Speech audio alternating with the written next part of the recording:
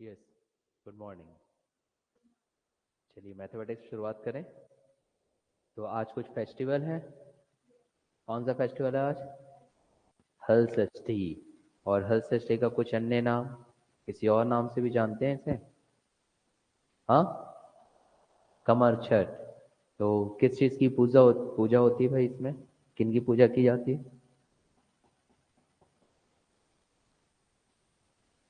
भारत में रह करके अगर आप भारत की सभ्यता संस्कृति को नहीं जानोगे तो फिर क्या मतलब? जब आप आगे जाकर के यूपीएससी की तैयारी करोगे या फिर किसी अन्य एग्जाम की, तो उसमें हमेशा याद रखना, उसमें एक कल्चर भी एक इम्पॉर्टेंट पार्ट होता है। जैसे इंडियन कल्चर, आपका छत्तीसगढ़ी कल्चर, तो ये तो आपके इंडियन कल्चर में ही है, या फिर आप छत्तीसगढ़ी कल्चर से भी आप इसे जोड़ सकते हो कि हमारे यहाँ हल षष्ठी में क्या किया जाता है। तो आपको पता होना चाहिए, है ना? तो हर त्योहारों का अपना एक महत्व है, उसे जानिए। बिना महत्व को जाने बेटा भारतीय संस्कृति के मानने वाले कैसे कहलाओगे, है ना? भारत और इंडिया दो है। आपने पॉलिटी पढ़ा होगा तो वहां लिखा रहता है ना, इंडिया और भारत दोनों शब्द का प्रयोग किया गया है। तो भारत जब कभी बात कर रहा है तो वो तो संस्कृति से संबंधित हुआ ना। इंडिया तो हमें नाम दिया गया है बाहर के द्वारा। तो आप अपनी संस्कृति को ही नहीं जान रहे हो, संस्कृति को जानिए। खैर चलिए, हम क्वेश्चन के स्टार्ट करते हैं। और जो ऑनलाइन स्टूडेंट्स यहाँ जुड़े हैं वो आप मुझे एक बार रिप्लाई कर देंगे ताकि मुझे ये जानकारी हो जाए कि आपको ऑडियो और वीडियो दोनों ही क्लियर है। ये एक बार आप मुझे रिप्लाई कर दीजिए फास्ट। तो चलिए, हमारा मैथमेटिक्स में बेसिक कॉन्सेप्ट्स बिल्डिंग की क्लासेस चल रही थी, जिसमें कि मैं आपको बता रहा था कि कैसे आप प्रश्नों को पढ़ करके समीकरण बनाना सीखोगे। और समीकरण के साथ ही साथ आपको ये भी बताया जा रहा था कि अगर आप कैलकुलेशन फास्ट करना चाहते हो तो आपको किस चीज की आवश्यकता है। कैलकुलेशन फास्ट करने के लिए आपको पहाड़ा याद करना है बेटा, 30 तक का पहाड़ा बिल्कुल याद कर लीजिए। साथ ही साथ आप कुछ वर्ग याद करोगे, कहां तक? 20 तक, कम से कम 20 तक का वर्ग आपको याद होना चाहिए। ठीक, चलिए प्रश्नों की शुरुआत करते हैं। कॉन्सेप्ट बिल्डिंग क्लासेस हमारी चल रही है। चैप्टर नेम है हमारा संख्या पद्धति। संख्या पद्धति जिसे आप इंग्लिश में क्या कहते हो? क्या बताया था इंग्लिश में? Number system. Very good, number system हम इसे कहेंगे इंग्लिश में।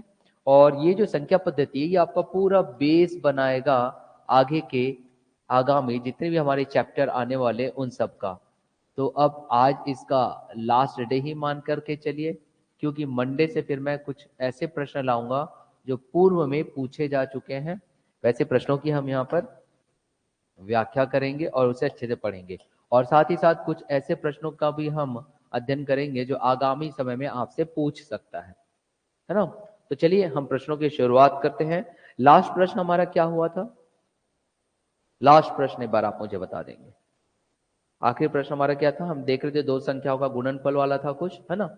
चलिए अब हम ये देखते हैं कि आपके पास दो शून्येतर संख्याएं, अगर कभी ऐसा लिखता है, यहां ध्यान दीजिएगा, यहाँ पे ही जो विशेष तौर पे विद्यार्थी है वो कंफ्यूज हो जाते हैं कि ये शब्द क्या है सर, ये हमें समझ में नहीं आ रहा है। एक बार ऑनलाइन स्टूडेंट आप लोग मुझे एक लाइक दे दीजिए ताकि मुझे यहां से कंफर्मेशन मिल जाए कि आपको ऑडियो और वीडियो दोनों क्लियर है। एक बार डिजिटल लाइक दे दीजिए भाई आप मुझे। ठीक, अब यहाँ पे देखिए प्रश्न आपका कह रहा है कि दो शून्येतर संख्याएं ऐसी है। अब ये शून्येतर क्या होता है यहां पर हम पहले समझते हैं, फिर उसके बाद हम बात करेंगे प्रश्न का। कह रहे हैं कि शून्येतर, यहां ध्यान दीजिएगा स्टूडेंट्स, यहां पे ध्यान दो। अभी ये कह रहा है दो शून्येतर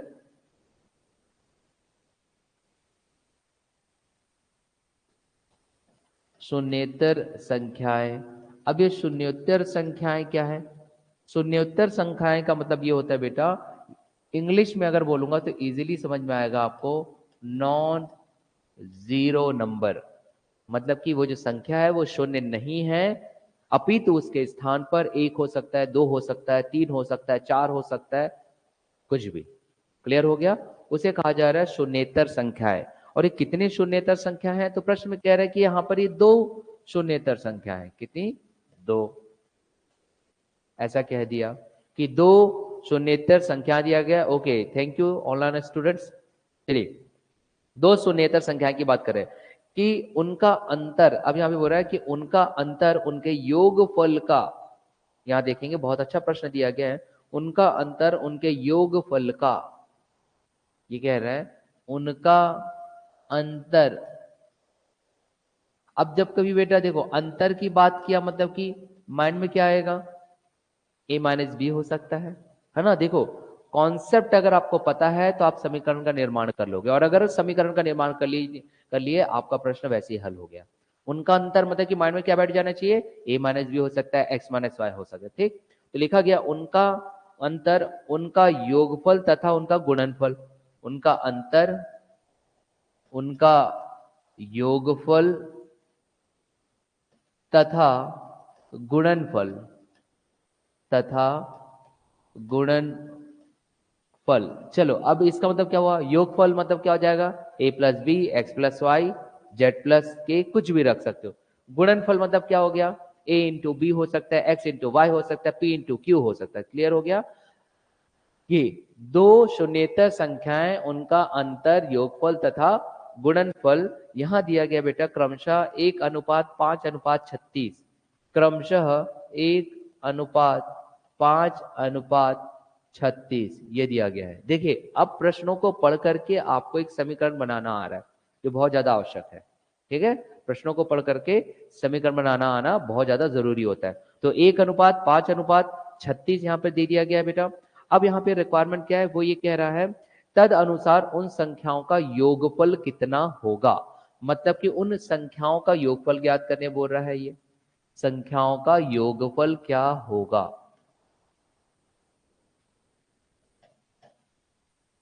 संख्याओं का योगफल।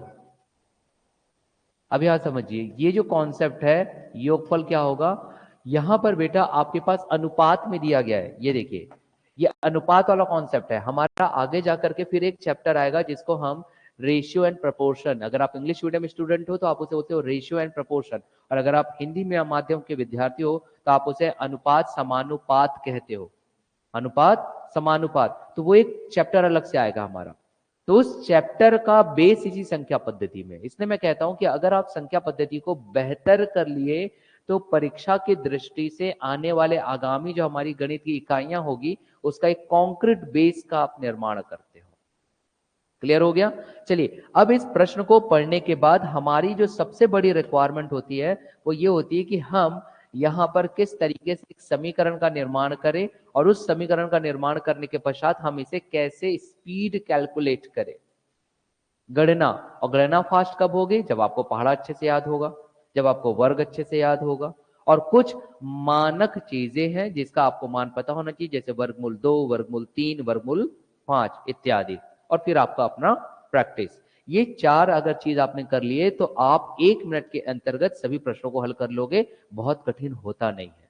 मैं वहां से आपको क्लियर दिख रहा है कि कैमरा बीच में आ रहा है, ना दिख रहा होगा तो आप यहाँ बैठ सकते हैं ना से। ठीक, चलिए अब ये कैसे हल होगा बेटा, किस तरीके से हम बनाएंगे। पहले तो हमको कुछ संख्याओं को लेना होगा। तो क्या बोल रहा है, नॉन जीरो, दो शून्येतर संख्याएं नॉन जीरो, वो जीरो नहीं होना चाहिए, कोई और भी संख्याएं हो सकती है ना। तो दो शून्येतर संख्याएं, उनका अंतर, योगफल तथा गुणनफल ये दिया गया है। तो संख्याओं का आपको योगफल ज्ञात करना है, संख्याओं का आपको योगफल ज्ञात करना है। तो अब आप कोई भी संख्या ले सकते हैं, क्या संख्या लेना चाहते हो बेटा वो आपके ऊपर, आप ए बी ले लीजिए, बी सी ले लीजिए, डी सी ले लीजिए, डिपेंड्स ऑन यू, क्योंकि वो सब के सब चर कहलाएंगे। क्या कहलाएंगे, चर। अब चर क्या होता है, चर मतलब कि इंग्लिश में आप उसे वेरिएबल कहते हो। हम ऐसी संख्याओं की बात करें जिसका मान हमें पता नहीं है, उसका मान कुछ भी निकल सकता है, हम उसको चर कहते हैं। इंग्लिश में हम उसे वेरिएबल कहते हैं। यहां पर भी हमें मान तो पता नहीं है, मगर उसने हमें बेटा एक चीज क्लियर कर दिया, क्या कर दिया कि वहां पे संख्या कैसी है, शून्येतर है। अब शून्येतर है इसका मतलब कि क्या कह रहा है, वो कैसा है, नॉन जीरो है। और अगर बेटा वो नॉन जीरो है मतलब कि अब आपके पास एक परफेक्ट वैल्यू मिलेगी। तो परफेक्ट वैल्यू क्या मिलेगी, अब हम उसे देखते हैं बेटा। देखो सबसे पहले हम ये देखेंगे कि उसने क्या क्या कहा है। उसने कहा है भाई कि आप उनका अंतर, जैसा प्रश्न बोलेगा बेटा ठीक वैसे ही आपको करना है। उनका अंतर, उनका अंतर मतलब क्या हो गया, देखो अगर मान लीजिए मैंने दो संख्या ले लिया a और b, तो a माइनस बी, ये देखिए अंतर ज्ञात हो गया, a माइनस बी अंतर। ठीक है, फिर उसके बाद उसने अनुपात में रखा तो हम भी अनुपात में रख दिए। फिर वो कह रहा है कि योगफल मतलब कि a धन b, आप चाहो तो इसको कोष्टक में रख सकते हो। फिर कह रहा है गुणनफल। गुणनफल मतलब कि आप दोनों को क्या करोगे बेटा, गुणा में रख दोगे तो a गुणित b। अब ये किसके बराबर है, ये तो प्रश्न में दिया गया है। प्रश्न में दिया गया है कि ये आपको बराबर हो जाएगा 1:5:36।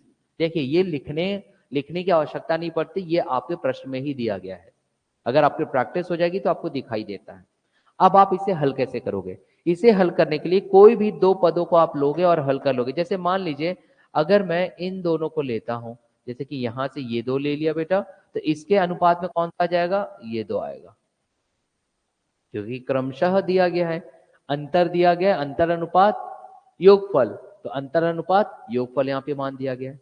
आप किसी भी दो को लेकर के हल कर लीजिए। हल करेंगे तो कैसे होगा, यहाँ देखिए अब हमारा यहाँ से उत्तर लेखन शुरू होता है। कैसे हम फास्ट कैलकुलेट करेंगे, तो फास्ट कैलकुलेट करने के लिए बेटा पहले तो कॉन्सेप्ट आना चाहिए। तो यहाँ देखो a ऋण b बटे a धन b बराबर आपके पास आएगा 1/5।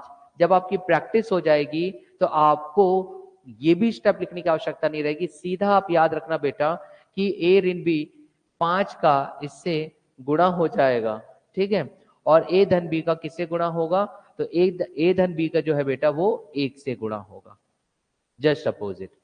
वो कैसे आया, अगर मैं डायरेक्ट कह देता तो फिर बहुत सारे विद्यार्थी जो गणित के क्षेत्र से नहीं होते उन्हें परेशानियां आती कि सर ये कैसे आया बताइए। और अभी तो हमारी कॉन्सेप्ट बिल्डिंग क्लासेस चल रही है, तो कॉन्सेप्ट बिल्डिंग क्लासेस में सभी चैप्टर का लगभग हम समावेश करके ला रहे हैं प्रश्न, फिर बाद में चैप्टर वाइज करेंगे। तो सर ये आपने कैसे किया, वो सिखाने के लिए मैंने अलग अलग कर दिया, अन्यथा डायरेक्ट आप यहां से करोगे तो उत्तर आपको ज्ञात होता है, लेकिन विद्यार्थियों को तो समझ में नहीं आता बहुत सारी चीजें। तो अब आप यहां क्या करोगे, देखो मैंने क्या बताया बेटा, आप ये वाला पहले रखो, उसके बाद वाला अनुपात मतलब कि बटे में आपको रखना रहता है p/q के फॉर्म में। तो यहां पर पहले दो को ले लीजिए 1/5। अब आप देखिए स्कूल विधि याद करिए, आप इसको पक्षांतर करेंगे तो भागित का क्या हो जाएगा, गुणा। मैं इसे पक्षांतर करूंगा तो भागित का क्या हो जाएगा, गुणा। वही तो मैंने बताया बेटा कि a ऋण b को 5 से गुणा कर दीजिए और a प्लस बी को 1 से गुणा कर दीजिए। देखिए वही चीज हो रहा है। तो अब चलो करो, 5 गुणित a कितना प्राप्त होता, 5a ऋण कितना आ जाएगा 5b होगा, बराबर क्या आएगा, अब a प्लस बी को 1 से गुणा करूंगा तो a प्लस बी ही प्राप्त होगा। 1 से गुणा करने पे तो वही उत्तर ज्ञात होता है। अब बेटा अब आप स्वयं देख लीजिए 5a है, आप हमेशा जानते हो कि जब हम किसी चीज को पक्षांतर करते हैं, मतलब कि a को अगर मैं यहाँ पक्षांतर करूंगा तो 5a में वो क्या हो जाएगा, घट जाएगा, 5a में से 1 चले जाएगा तो कितना बचेगा 4a। तो यहाँ पर जो मुझे अब प्राप्त होगा, हम इसे क्या लिख सकते हैं, यहाँ देखेंगे तो ये आ जाएगा आपके पास 4a, यह आ गया 4a। अब आप देखो बेटा इस -5b को यहाँ ट्रांसफर कर दूंगा तो माइनस का क्या हो जाएगा, प्लस हो जाएगा, तो 5 और 1 कितना हो जाएगा आपके पास 6। तो यहां पर हम लिख सकते हैं 6b, लिख सकते हैं कि नहीं।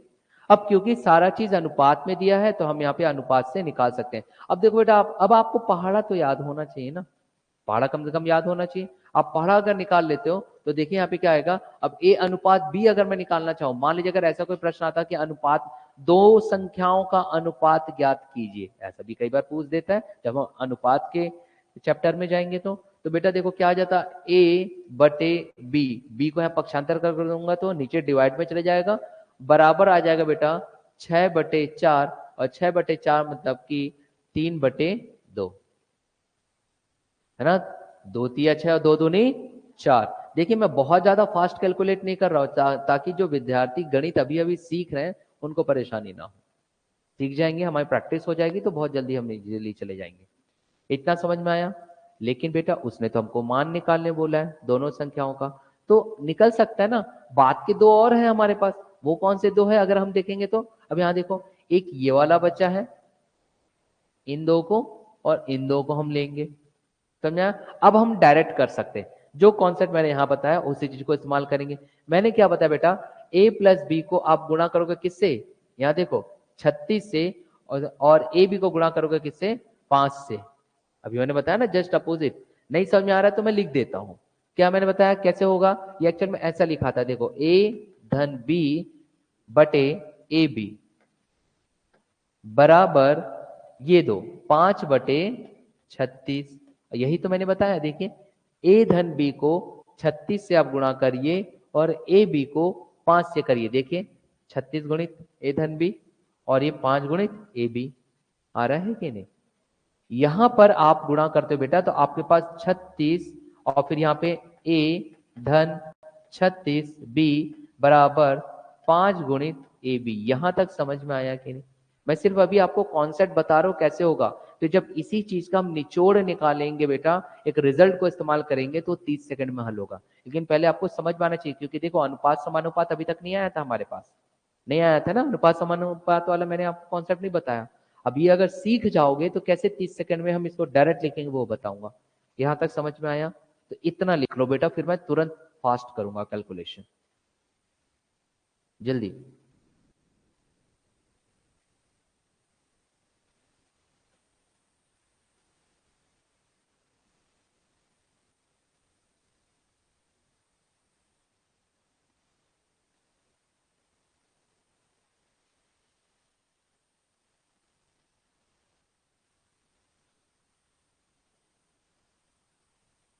बस इतना लिख लीजिए जल्दी फास्ट, फिर आपको बताऊंगा होता कैसे। क्योंकि आज एक एक करके पूरे चैप्टर की हम शुरुआत कर रहे हैं, मतलब एक ही चैप्टर में मैं सारे कॉन्सेप्ट ला रहा हूं आपको, ताकि बाद में परेशानी मत हो चैप्टर वाइज में कि ये कैसे हो रहा है, क्या है, क्यों ऐसा हम गुणा भाग करते हैं, ये आपको पता होना चाहिए।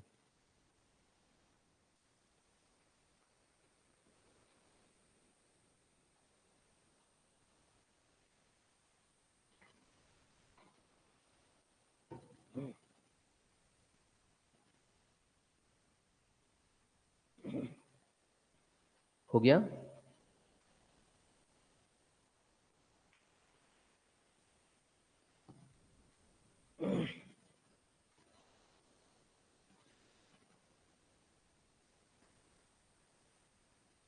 लिख लिए।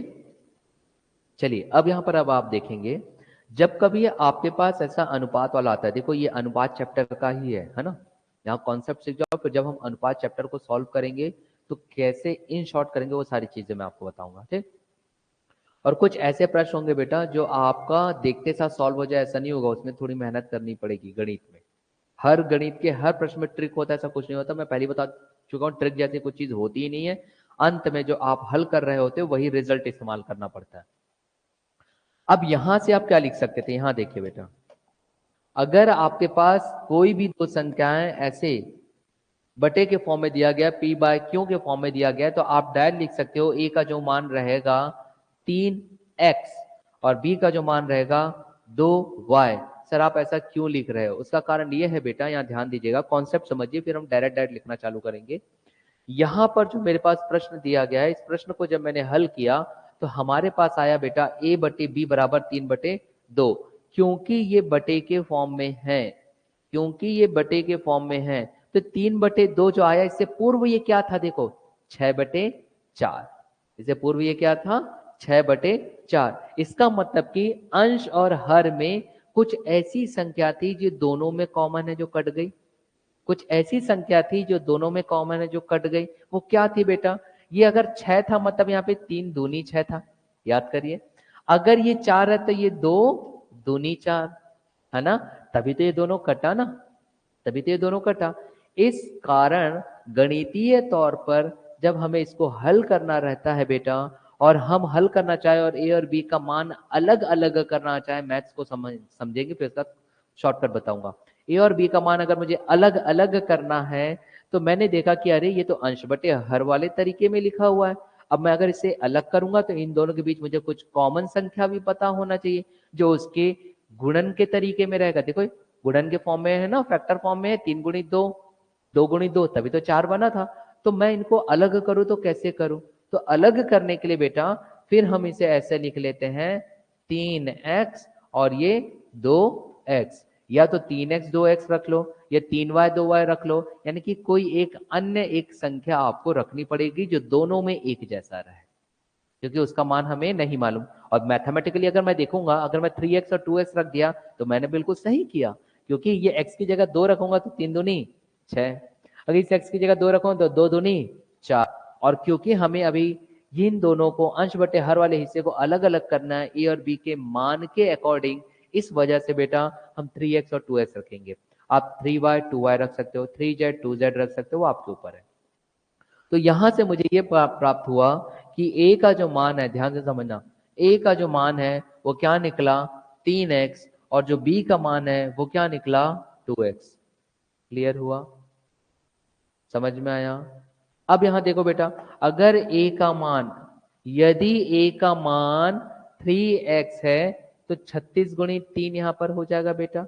या फिर मैं ये कर सकता हूं, 36 को अगर मैं बाहर निकाल लूं, यहां देखो 36 को अगर मैं बाहर निकाल लेता हूं, a धन b, ये देखिए a धन b था, पहले था a धन b, तो a धन b मतलब कि a का मान 3x और b का मान 2x, 3 और 2 5, 3 और 2 5, तो क्या मैं यहाँ 36 फिर कोष्टक के अंदर 5x रख सकता था a प्लस बी के स्थान पर, फिर ये बराबर आ जाता बेटा 5 गुणित a गुणित b। तो a का मान कितना है 3x, b का मान कितना है 2x, और यहाँ पे बोल रहा है a गुणित b, तो a गुणित b मतलब कि अब वहां पर आपको गुणा करना पड़ेगा, 3 दूनी 6, तो यहाँ पे 6 आ गया, और x 2 बार गुणा हो रहा है इसलिए x का वर्ग हो गया। अब देखिए बेटा आसानी से सॉल्व हो गया, 5 छके 30 होता है और यहाँ 36 है, तो क्या 6 से जाएगा? बिल्कुल जाएगा। 6 एकम 6, यहाँ देखो हल होते जा रहा है, 6 एकम 6, 6 पंचे 30। अगर आपको पहाड़ा पूरा याद नहीं है तब, मगर ये 5 एकम 5 भी तो कट गया, कटा बेटा भाई, 6 एकम 6, सॉरी ये 6 छके 36 था, ये 6 छके 36, ये 5 ही कटेगा बेटा, 6 पंचे 30 होता है, ठीक है। तो 6 एकम 6 और ये 6 छके 36, इतना क्लियर हो गया। तो अब हमारे पास क्या क्या बचा ये बताइए, क्या क्या बचा बेटा? यहां पे सिर्फ 6 बचा, और यहां पे क्या बचा 5 बचा, बचा।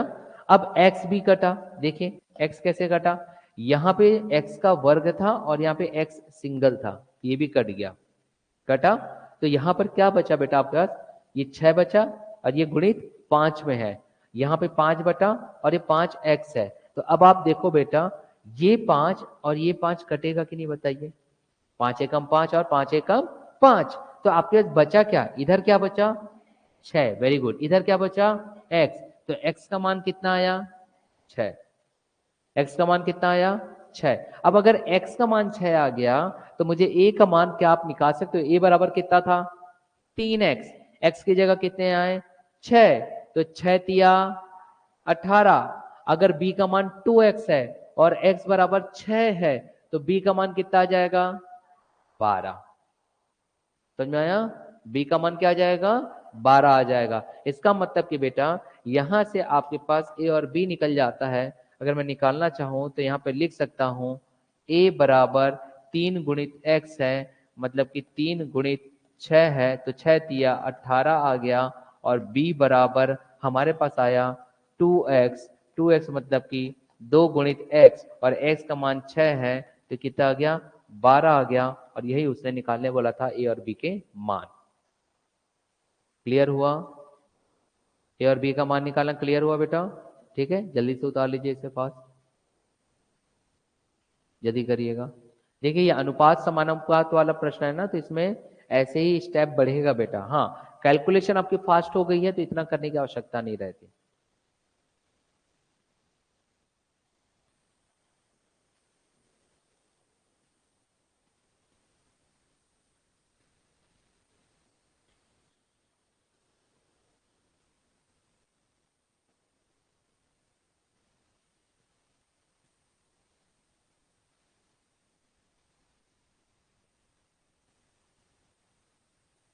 जल्दी लिखिए।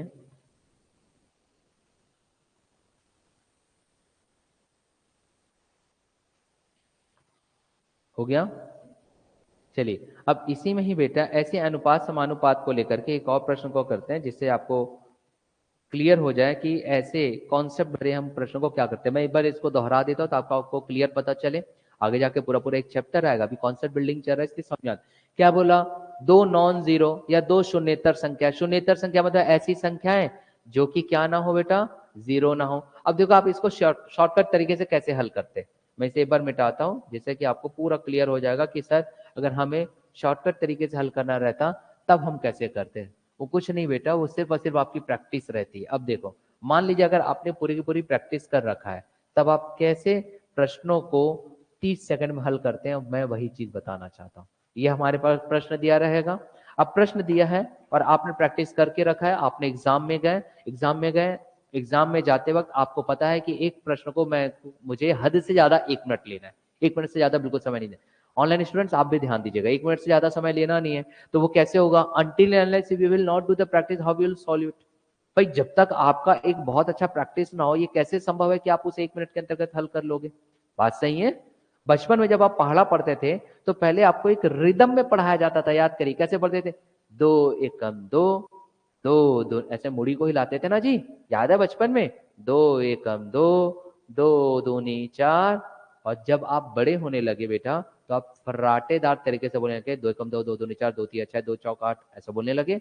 इसका मतलब कि स्टार्टिंग में जब प्रैक्टिस होती है बेटा तो स्लो ही होती है, मगर जब आप उसमें मास्टरी ले लेते हो तो वही चीज फास्ट हो जाती है ना। माताएं बहनों आप हो, जब आप रंगोली बना रहे होंगे तो पहले थोड़ा थोड़ा ऐसे, बहुत पहले जमाने में मम्मी लोग बनाया करते थे, बिंदी बिंदी वाला बनता था, बिंदी बिंदी डालते थे, फिर उसमें ऐसा ऐसा मिला करके बनाते थे, पूछिएगा माताओं से। फिर इसके बाद धीरे से समय परिवर्तन हुआ मैडम, तो आप लोग जब रंगोली लिए तो जब हाथ आपका फ्री हैंड रंगोली नहीं बनता था, तो उसी जमीन में लकड़ी से बनाते थे, फिर उसमें कलर भरते थे, ऐसा होता था। मगर आज आपकी इतनी प्रैक्टिस हो गई कि हाथ लेकर के रंगोली बनाने लगे, और उसके लिए शब्दावली आ गया, फ्री हैंड रंगोली आने लगा। वही चीज मैथ्स है। जैसे यहां पर हम देखते हैं दो शून्येतर संख्याएं, एकदम क्लियर हो गया। दो शून्येतर संख्याएं मतलब कि दो ऐसी संख्याएं जो कि जीरो जिसका मान नहीं है। अब देखो कैसे हल करोगे 30 सेकंड में, अगर आपकी प्रैक्टिस है। उनका अंतर मैं सीधा रखूंगा a माइनस बी, उनका अंतर क्रमशः बोल रहा है, तो क्रमशः में क्या है, एक। उनका अंतर क्रमशः में इधर एक आ रहा है, तो मैंने इधर एक रखा बेटा। फिर बोल रहा है योगफल, योगफल मतलब कि बट्टे में रखा a प्लस बी, देख लीजिए बट्टे में रखा a प्लस बी, तो सेकंड a प्लस बी में क्या दिया, योगफल 5, तो मैं यहाँ पे क्या रख दूंगा बेटा, 5। समझ में आया। अब सीधा सीधा हल करना यार, देखो आ गया। यही चीज समझाने के लिए मैंने पहले एक लाइन लिया था। अब आपको दिख रहा है बेटा, 5 गुणित a 5a ऋण 5b, और यहाँ क्या है a धन b, तो बेटा यहाँ पे 5a ऋण 5b, देखो कैसे हल होता है फास्ट।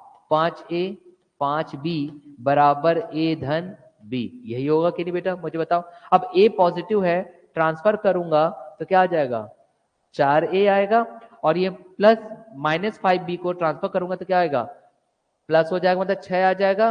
तो बेटा यहाँ 4 आ रहा है, यहाँ 6 आ रहा है, तो जब 4 को पक्षांतर करूंगा तो 6/4 होगा कि नहीं, दिखाई देगा आपको। और यहाँ पर क्या था, b था, b को पक्षांतर करूंगा तो यहाँ a/b होगा कि नहीं बेटा, होगा। अब इसी को 2 तिया 6, 2 दूनी 4, इसका मतलब कि बेटा यहाँ पे 3/2 आएगा कि नहीं भाई, 2 तिया 6, 2 दूनी 4। अब दोनों का मान अलग अलग करना है, इसलिए मैं इसे x ले सकता हूँ, इसे भी x ले सकता हूँ, यही तो आपको बताया बेटा। देखो कितने जल्दी फास्ट कैलकुलेट हो रहा है, क्योंकि अभी आपने इसकी प्रैक्टिस किया, अभी आपने इसकी प्रैक्टिस किया। वही चीज बता रहा हूं बेटा। अब हमको क्या करना है, बाद के दो, योगफल और गुणनफल। तो योगफल और गुणनफल लेना है, तो योगफल के लिए क्या देखोगे बेटा, योगफल क्या आएगा, यहाँ पे देखो a प्लस बी बटे में गुणनफल मतलब कि क्या आ जाएगा, ए बी। और मैंने वैसे भी डायरेक्टली आपको बता चुका हूं कि योगफल और गुणनफल, तो योगफल के सामने क्या आ जाएगा बेटा, देखो बीच वाले के सामने बीच का रखेंगे 5, और गुणनफल के सामने गुणनफल का रखेंगे, कितना आएगा 36। अब आप मुझे खुद बताओ, a धन b, तो a और b का मान क्या है, 3x और 2x, तो दोनों को जोड़ दूंगा तो कितना आएगा, 5x आएगा बेटा, 5x। तो ये लीजिए बेटा मैंने रख दिया 5x। ab का गुणन मतलब कि 3 दूनी 6, x गुणित x, x का वर्ग, तो देखो बेटा क्या आ गया, 6x का वर्ग आ गया ये चीज। अब आप देखो बेटा यहाँ पे आ गया 5/36, ये 5 5 चल बसे, ये x और ये x चल बसे, 6 एकम और 6 छके 36 कटा बेटा। तो आपके पास ऊपर कुछ नहीं, मतलब जीरो नहीं रखना भैया, जीरो नहीं है, वो सब कट पीट करके क्या हो गया, ये 1 है ना, ये भी 1 है, ये भी 1 है, तो x बराबर सीधा आपके पास क्या निकल गया बताओ, 6। जब x बराबर 6 आ गया बेटा, तो x की जगह 6 रखूंगा तो 3 छके 18, और यहाँ पर x की जगह 6 रखूंगा तो 2 छके 12। तो ए का भी मान आ गया, बी का भी मान आ गया। कितना समय लगा बताओ? मैं तो समझा रहा हूं तो 2 मिनट लिया, अगर आप खुद से हल करोगे तो 1 मिनट में होगा। हुआ? और इसी को ही फिर ट्रिक बोल देता बेटा मैं, तो आप बड़े खुश हो जाते, स्टार्टिंग में यही बता देता तो कि आप इसको इससे गुणा करो, इसको इससे गुणा करो, यही तो हुआ। फिर आप उसको ट्रिक बोलते, फिर मैं बोलता है दूसरी बार आप इसको इससे गुणा करो और इसको इससे गुणा करो, तो बोलते अरे वाह सर क्या बताए, ट्रिक बताया सर आप। सर हम तो आपके फैन हो गए, इतने बड़े फैन हो गए कि आपको ठंड में ठंडी लगेगी सर, है ना? तो ऐसा कुछ नहीं बेटा, प्रैक्टिस है आप लोगों की। क्या है ये? प्रैक्टिस है। हमने प्रैक्टिकल करके देखा। ठीक, अब ऐसे अनुपात से लेकर के एक और कॉन्सेप्ट करते हैं हम। देखो सभी चैप्टर के कॉन्सेप्ट लेकर के चलते हैं, फिर एक साथ पूरे चैप्टर स्टार्ट करेंगे। ठीक है, चल। कहां पर बेटा? ये कैसे कटा बेटा? ये 5 है, तो ये 5 एकम 5, 5 एकम 5 कटता ही है। आया कैसे? अरे a प्लस बी है, a प्लस बी का मान क्या है? a और b को जोड़ना है, तो a की जगह क्या है? 3x है, b की जगह क्या है? 2x है। 3 और 2 को जोड़ूंगा तो क्या आएगा? 5x। वो देखिए 5x रख दिया। फिर बोल रहा है a गुणित b, a गुणित b मतलब कि इन दोनों को ही गुणा करना है, तो 3 दूनी 6 और x गुणित x क्या होता है? x का वर्ग, तो ये देखो x का वर्ग हो गया। फिर हमने काट दी, ये 5 और ये 5 कट गया, ये 6 कम 6 के 36 कट गया। फिर उसके बाद बेटा ये x का वर्ग है और ये x की घात 1 है, तो x और x कट गए, तो यहाँ पे सिंगल x बचेगा क्योंकि 2x थे। ठीक है, और जो x बचा वो किसके बराबर हो गया? 6 के। क्लियर हुआ? प्रैक्टिस करोगे तो आ जाएगा। एक और प्रश्न करें क्या ऐसे अनुपात समानुपात की कॉन्सेप्ट को बैठाने के लिए? ठीक, चलिए आगे बढ़ो।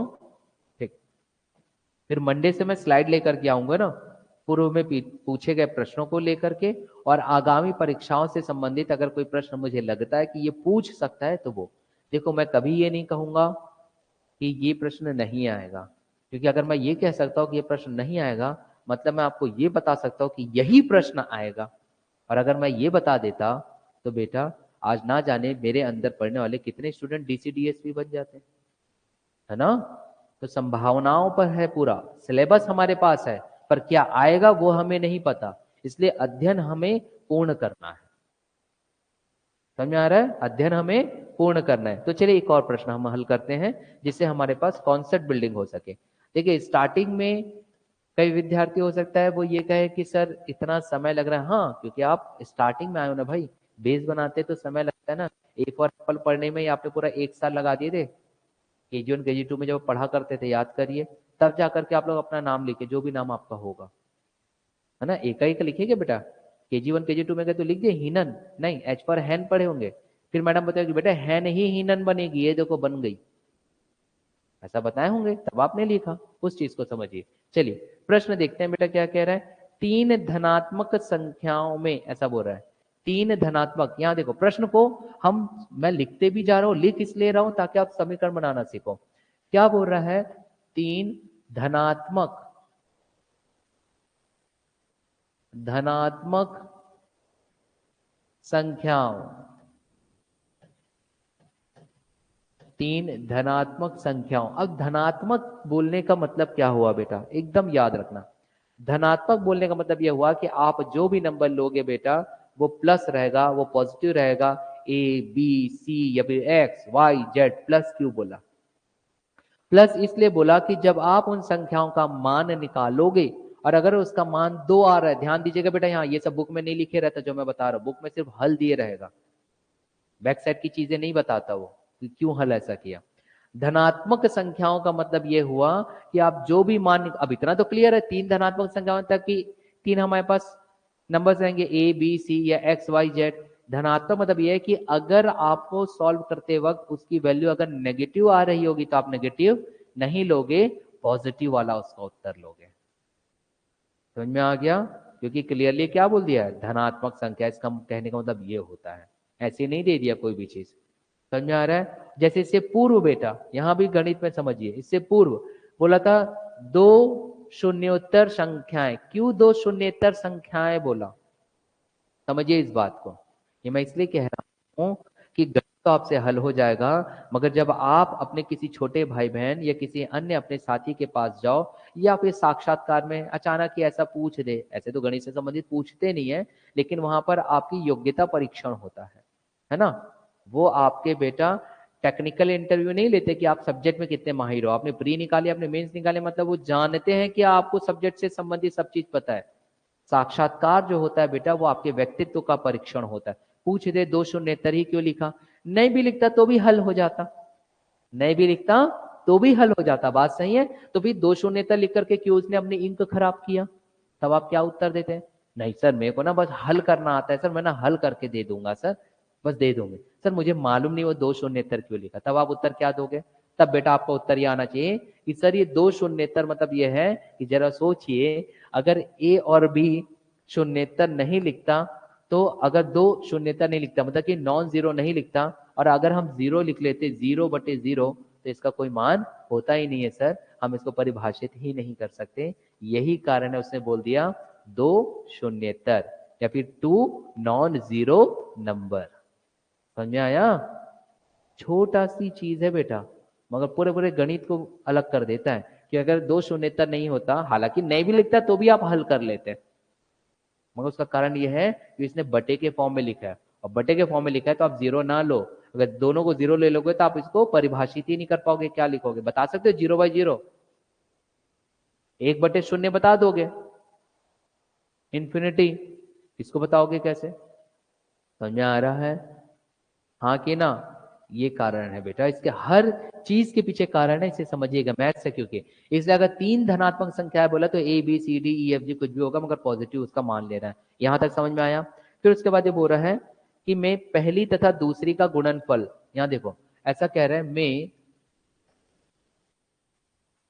पहली, आप लिखते भी चल सकते हो बेटा, पहली तथा दूसरी का गुणनफल, दूसरी का गुणनफल, गुणनफल। अब इसका मतलब क्या हुआ ये भी समझिए, पहली तथा दूसरी का गुणनफल, इसका मतलब कि अगर मेरे पास 3 संख्याएं हैं बेटा, 3 संख्या मैंने ले लिया A, एक ले लिया B और एक ले लिया C। देखो मैं प्रश्न को कैसे समीकरण में बदलो वो सिखा रहा हूं। तो पहली तथा दूसरी मतलब कि A गुणित B, इसका मतलब ये हुआ भाई पहली और दूसरी का गुणनफल। इतना क्लियर हो गया, क्या कह रहे हैं 42, पहली तथा दूसरी का गुणनफल 42। तो क्या मैं A गुणित B बराबर 42 रख सकता हूँ कि नहीं बेटा, साथ ही साथ मैं आपको सिखा भी रहा हूं कि कैसे करोगे। फिर कह रहे हैं दूसरी तथा तीसरी का 56, यहां लिखा है वो दूसरी, दूसरी तथा तीसरी, दूसरी तथा तीसरी का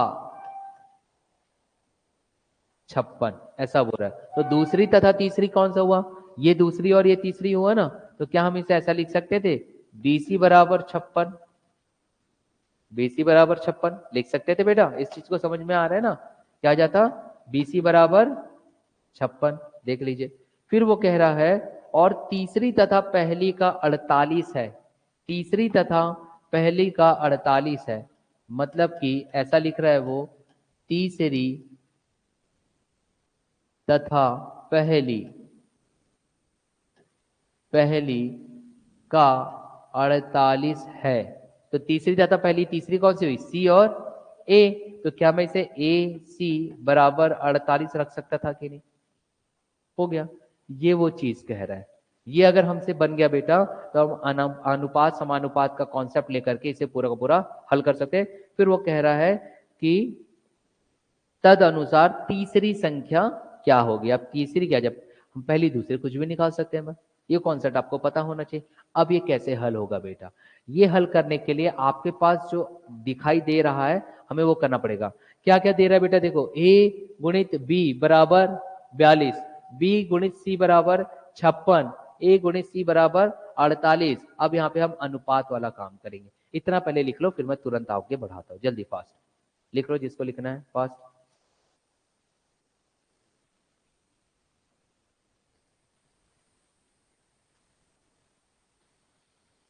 हो गया,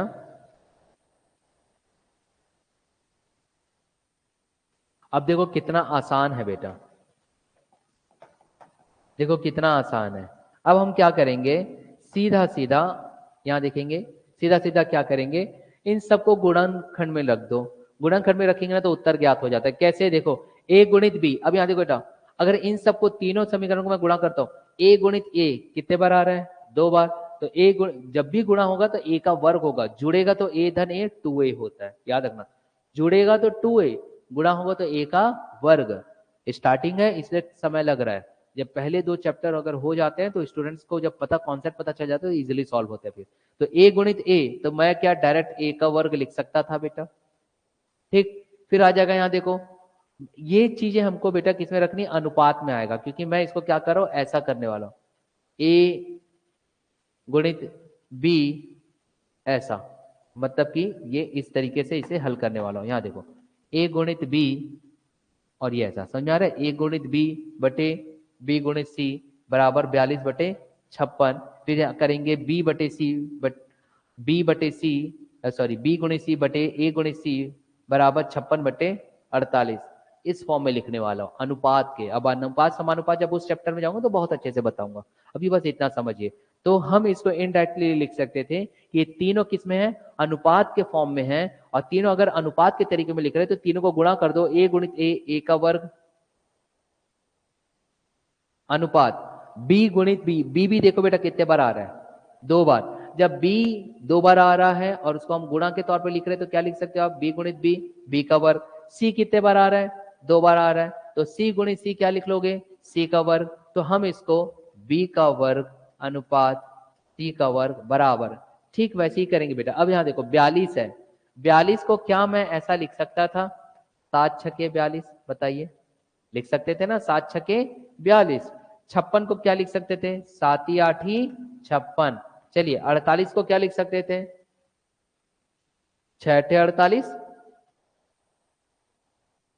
हाँ कि ना, अरे 6 सत्ते 42, तो 6 अठे क्या होता है 48। बेटा देखो पहाड़ा आपको खुद याद रखना है ना, वो मैं नहीं सिखाऊंगा, पहाड़ा आपको सामने रखना है कि आप पहाड़ा भी याद करोगे तो आप परीक्षा की तैयारी कब करवाएंगे हम।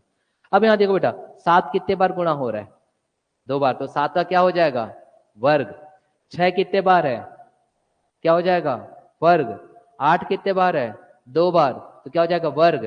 तो अब आप इसे बेटा कैसे लिख सकते हो, 7 का वर्ग, यहाँ देखो 7 का वर्ग, 6 का वर्ग और 8 का वर्ग, मतलब कि ये सब के सब अनुपात में है, इसलिए गुणा होने जा रहे हैं, और गुणा होने जा रहे हैं और एक ही संख्या 2 बार गुणा हो रही है तो हम उसका वर्ग कर देते हैं। लेकिन हमें उसको किस फॉर्म में लिखना है बेटा, तो हमें उसको किस तरीके से लिखना है, तो हमें उसे लिखते वक्त ये ध्यान देना है कि वो किस में रहे, अनुपात के तौर पे रहे। 42 अनुपात 56, 42 अनुपात 56 अनुपात 48, देखो ना सीरीज कैसी है, 42 अनुपात 56 अनुपात 48।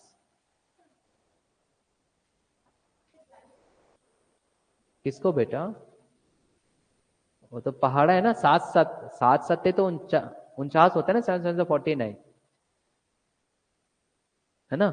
आप 7 का वर्ग को 7 49 लिख सकते हो ना, 7 49 लिख सकते हैं, मगर मैं तो इसको तोड़ रहा हूँ बेटा, 42 को तोड़ रहा हूँ, मैं आपको बता रहा हूँ कहाँ कहाँ से वो वर्ग आएगा करके, ठीक। तो अभी हम क्या लिखेंगे, 42 अनुपात 56 अनुपात 48। इसी को शॉर्टकट में अगर मैं रटवा देता, भाई अगर आपके पास ऐसा दिया गया ऐसा रख लो, सबका अनुपात रख लो, ये ए का वर्ग आएगा, ये बी का वर्ग आएगा, सी का वर्ग आएगा, यहाँ पे 7 का वर्ग आएगा, 6 का वर्ग आएगा, 8 का वर्ग आएगा, तो आप खुश हो जाते। ऐसा नहीं, आप कॉन्सेप्ट समझिए कि अनुपात समानुपात में आप हमेशा उसको डिवाइड के फॉर्म में लिखते हो। किस फॉर्म में लिखते हो आप इसे, हमेशा डिवाइड के फॉर्म में। तो आपके पास बेटा अब वहां पे मैं बराबर करके क्या लिख सकता था, मैं इसे बराबर करके किस तरीके से आता, आपके पास आता 6 का अनुपात 7 का, 6 का वर्ग, 7 का वर्ग और 8 का वर्ग। तो 6 का वर्ग अनुपात 7 का वर्ग अनुपात 8 का वर्ग। अब यहां देखो बेटा, क्योंकि दोनों तरफ वर्ग है तो अनुपात समानुपात के खेल में बेटा ये कैंसिल हो जाता है, कट जाता है। कैसे कटता है वो मैं आपको चैप्टर में बताऊंगा, अभी बस कॉन्सेप्ट याद रखो थोड़ा थोड़ा, क्योंकि ओवरव्यू दे रहा हूं ना सभी चैप्टर का। तो अगर ये वर्ग कट गया तो क्या हम इसे a अनुपात b अनुपात c बराबर 6 अनुपात 7 अनुपात 8 लिख सकते हैं। और अगर ये लिख दिए तो सबका मान ज्ञात हो गया, a के लिए 6, b के लिए 7 और c के लिए 8। समझ में आया। और अंत में क्या बोला था, तीसरी संख्या ज्ञात करिए। तो सी का मान क्या आ गया बेटा, सीधा सीधा 8। अगर पहली बोलता तो 6, बी बोलता तो 7, तीसरी बोला इसलिए सी बराबर 8। क्लियर हुआ? ये अनुपात समानुपात में ऐसे ही हल होता है, कि आपको मान के चलना है। मैं एक बार और रिपीट कर देता हूं किया क्या हमने, ठीक है, तो इससे आपको क्लियर होगा। यहां देखो बेटा, हमने देखा कि 3 धनात्मक संख्या है जिसमें कि पहली, ये देखो 3 ए बी सी, पहली और दूसरी ए गुणित बी का गुणनफल 42 रख दिए, फिर दूसरी और तीसरी का गुणनफल 56, फिर हमने रख दिए तीसरी और पहली का गुणनफल 48 है। तो हमने देखा कि हम इसे अनुपात में रखेंगे तो ए 2 बार गुणा हो रहा है ए का वर्ग, बी 2 बार गुणा हो रहा है बी का वर्ग, सी 2 बार गुणा हो रहा है सी का वर्ग, और सब के सब अनुपात में रख दिए। ठीक वैसे ही अब हमको रखना पड़ेगा 42 अनुपात 56 अनुपात 48। जब हम 42 अनुपात 56 अनुपात 48 रखेंगे तो 42 कुछ नहीं 7 छके था, 56 7 8 ही था, और 48 6 अट्ठे था। जब हमने देखा बेटा तो ये भी एक सीरीज में आ रहा था, 6 2 बार 6 का वर्ग, 7 2 बार 7 का वर्ग, 8 2 बार 8 का वर्ग, तो हमने एक सीरीज में रख दिया बेटा। जब हमने सीरीज में रखा तो ये जो वर्ग था वो कैंसिल हो जाएगा, तो a बराबर 6, b बराबर 7 और c बराबर 8 आपके पास ज्ञात हो जाएगा। क्लियर हुआ? ये समझ में आ रहा है? चीजें कठिन जरूर लगेगी, अनुपात समानुपात टफ है बेटा, मगर मुझे पहले ओवरव्यू देना है ना।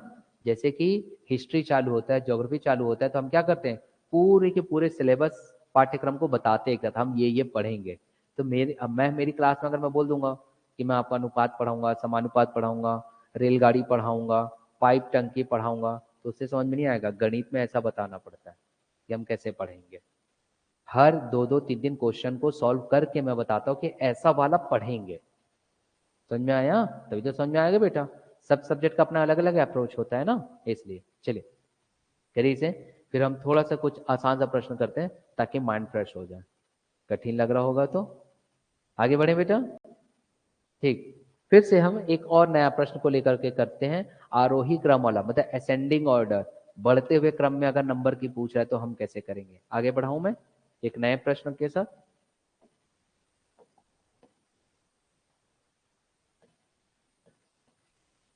प्रश्न देखिए, प्रश्न ये कह रहा है कि 4 क्रमागत अभाज्य संख्याएं, 4, प्रश्नों को पढ़ना बस सीखो बेटा, अगर प्रश्न आप समझ गए तो समझ जाएगा। 4 क्रमागत अभाज्य संख्याएं, अभाज्य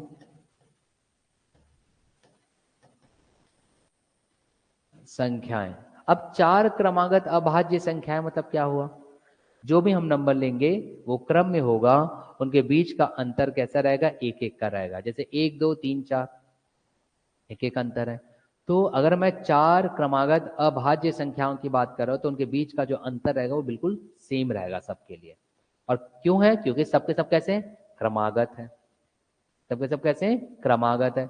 अभाज्य संख्याएं बोल रहे, तो अभाज्य मतलब कि जो किसी और से भाग नहीं जाएगा, खुद की ही संख्या से भाग जाएगा या एक से, खुद की संख्या से भाग जाएगा या फिर एक से जाएगा, तो आप उसे क्या कह देते हो, आप उसे कहते हो अभाज्य संख्याएं। क्लियर हो गया बेटा, ये कॉन्सेप्ट समझ में आया? इतना एक लाइन। तो 4 अभाज्य संख्याएं जो आरोही क्रम में है, ऐसा बोल रहा है, जिसका क्रम कैसा है, आरोही। अब आरोही का मतलब क्या हुआ, वेरी गुड, क्या हो जाएगा बेटा, बढ़ते क्रम में है।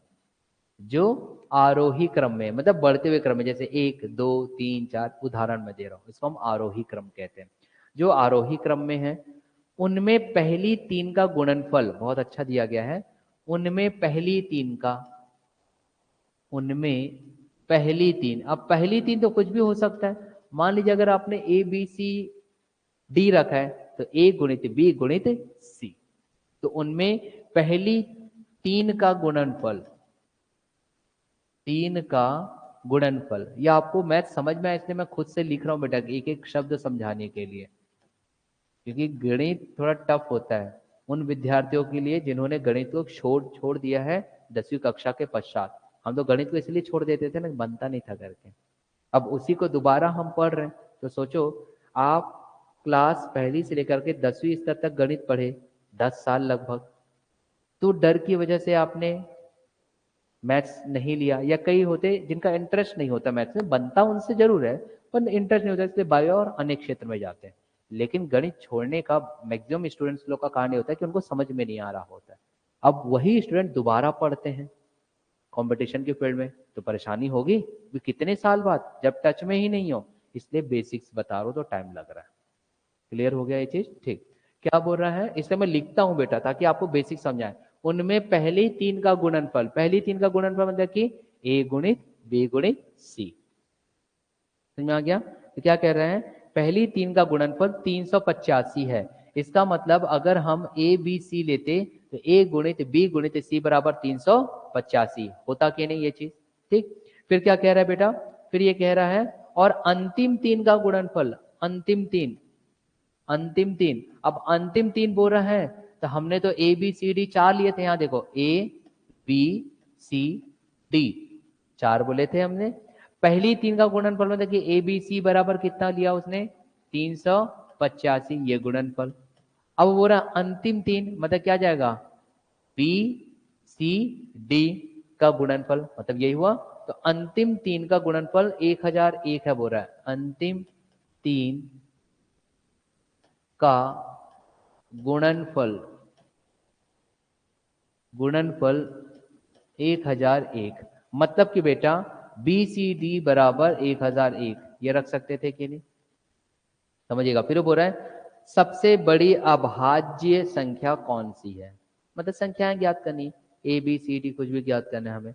अब हम ऐसे प्रश्नों को कैसे हल करेंगे, जब आपके पास चार क्रमागत संख्याओं की बात किया गया है, आपके पास बेटा ए बी सी डी के तौर पर दिया गया है, और ए बी सी डी के तौर पर भी क्या बोल दिया उसने कि पहली तीन की हम आपको संख्याएं, मतलब पहली तीन का क्या दे दिया हमने, गुणन फल दे दिया, और अंतिम तीन का गुणन फल दे दिया। अब इसमें बाकी संख्याओं को आप ज्ञात करिए।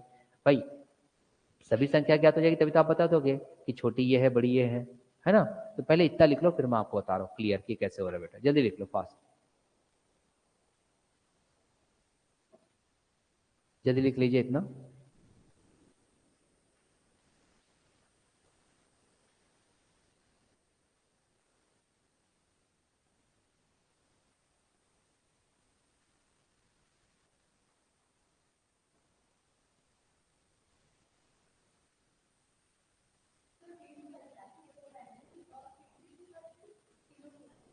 हाँ बेटा,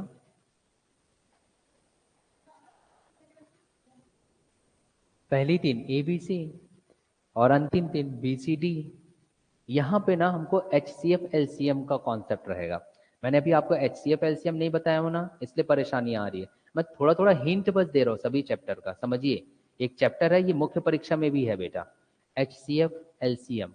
हिंदी में उसे महत्तम समापवर्तक और लघुत्तम समापवर्तक कहते हैं, ये मुख्य परीक्षा में भी है। तो ये चैप्टर आगे जाके पढ़ाऊंगा, थोड़ा थोड़ा बस नॉलेज दे रहा हूँ आप लोगों को। गणित में क्या करना, अभी पढ़ाऊंगा इसका तो पूरे चैप्टर आएगा, चिंता ना करो। थोड़ा थोड़ा नॉलेज ले लीजिए ना, क्योंकि मैं अभी ब्रश अप कर रहा हूँ आप लोगों का। आपने जो पूर्व में जो पढ़ा था कुछ तो माइंड में आया, हाँ यार ऐसा कुछ पढ़े थे, सिर्फ इसलिए और कुछ नहीं। सारा चैप्टर आएगा, चिंता मत करो। इसलिए तो बोला ना कॉन्सेप्ट बिल्डिंग क्लास चल रही, बस। ठीक, इतना हो गया बेटा। अब यहाँ पे ना हमको महत्तम समापवर्तक लघुत्तम समापवर्तक वाला कॉन्सेप्ट आएगा।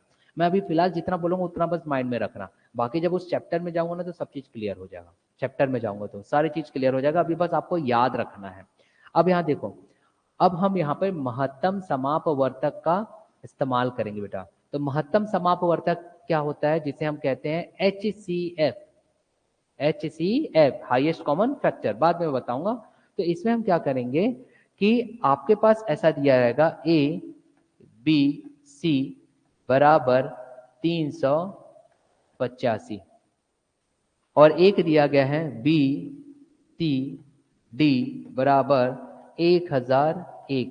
तो बस इतना याद रखना, जब हम इनका एच सी एफ निकालेंगे, महत्तम समापवर्तक निकालेंगे बेटा, तो जो कॉमन फैक्टर होता है, जो एक जैसे गुणनखंड के तौर पर लिखे रहते हैं, हम उसी को लेते हैं इसमें। ठीक है?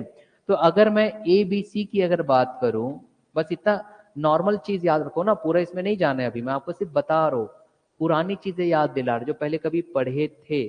फिर तो बैठा हो ना, सब चीज क्लियर कराऊंगा। HCF का मतलब होता है कि कॉमन चीज आप देखो। तो अब आप मुझे बताओ ABC और BCD में कॉमन आपको क्या मिल रहा है? वेरी गुड, सिर्फ क्या मिल रहा है बेटा? BC। तो जब हम HCF निकालेंगे तो हम लिखेंगे BC इस तरफ। क्लियर हो गया? और फिर जब हम, अब यहां तो नंबर दिया गया 385 और 1001, तो इसी 385 और 1001 को बेटा हम गुणनखंड के तौर पर लिखेंगे। गुणनखंड क्या होता है? जैसे कि उदाहरण के तौर पर मैं बोल रहा हूं, यहां देखना बेटा, 15 और एक मैंने ले लिया 21। उदाहरण समझिएगा, 15 को गुणनखंड के तौर लिखूंगा तो 3 पंचे 15 लिख सकते हैं कि नहीं? अभी सिर्फ बेसिक चीजें बता रहा हूँ ना, चैप्टर पे नहीं किया, मैं पहले ही बोल रहा हूँ। महत्तम समापवर्तक लघुत्तम समापवर्तक का मैंने चैप्टर स्टार्ट नहीं किया हूँ, मैं सिर्फ एक ओवरव्यू आपको दे रहा हूँ। ओवरव्यू चैप्टर आएगा ना बेटा, ठीक।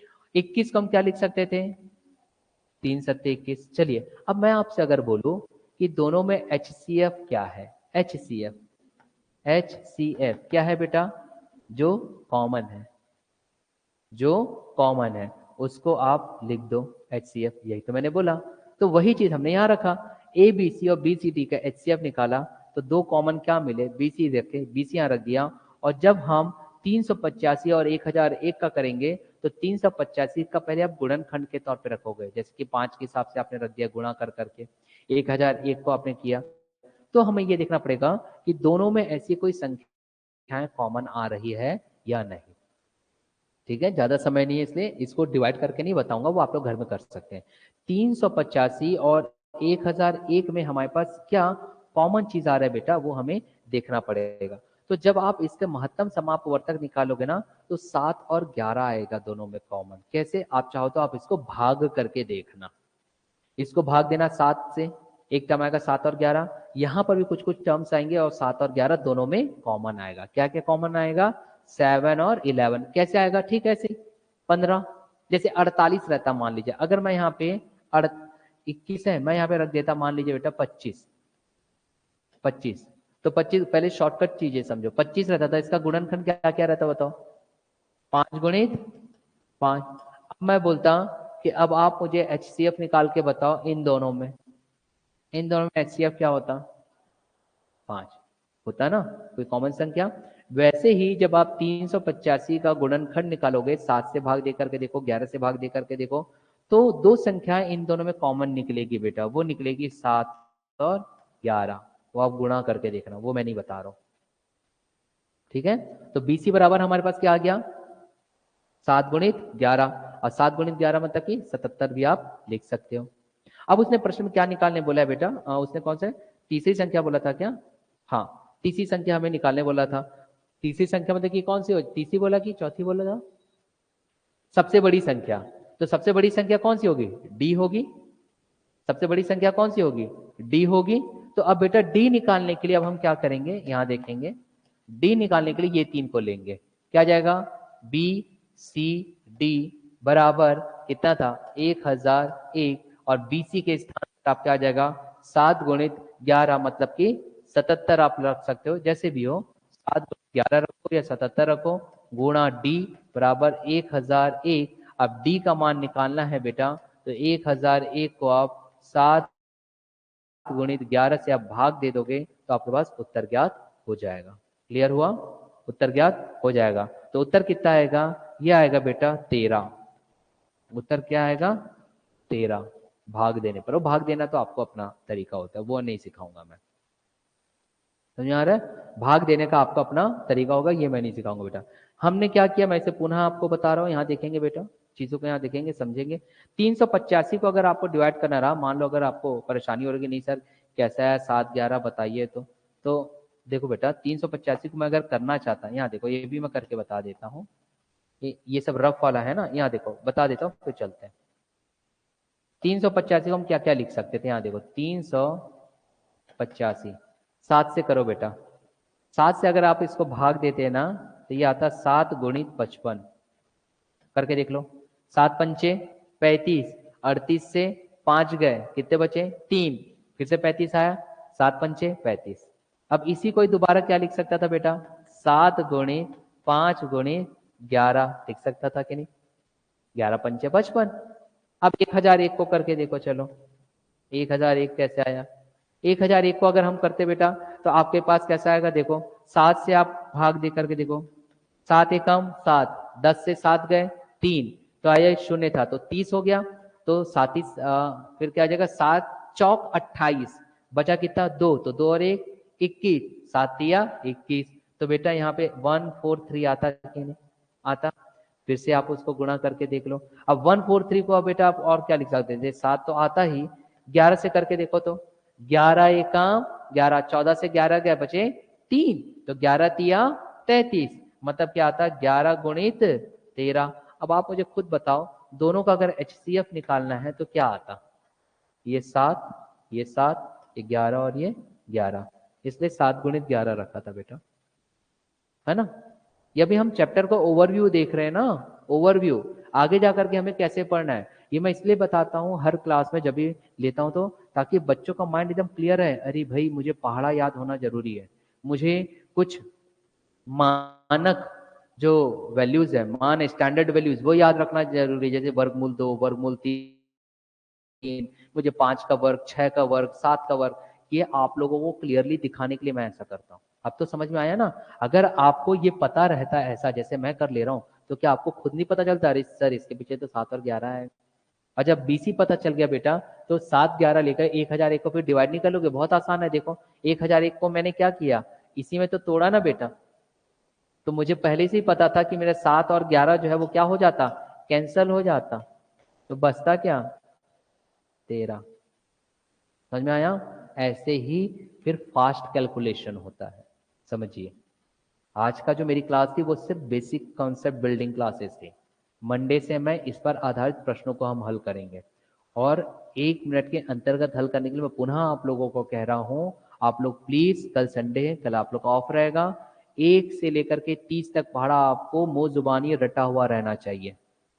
भाई अगर पढ़ लोगे कुछ जाएगा तो नहीं ना, पढ़ करके आ जाओ ना। और वर्ग रट लो बेटा, कम से कम 20 तक का वर्ग कंठस्थ होना चाहिए, 1 का वर्ग 2 का वर्ग 3 का वर्ग 15 का वर्ग 17 का वर्ग, कंठस्थ मतलब कंठस्थ, 30 तक कर लिए तो और बेहतर है। ये 2 करके आओ आप लोग, बाकी मैं आप लोग को रटवा दूंगा।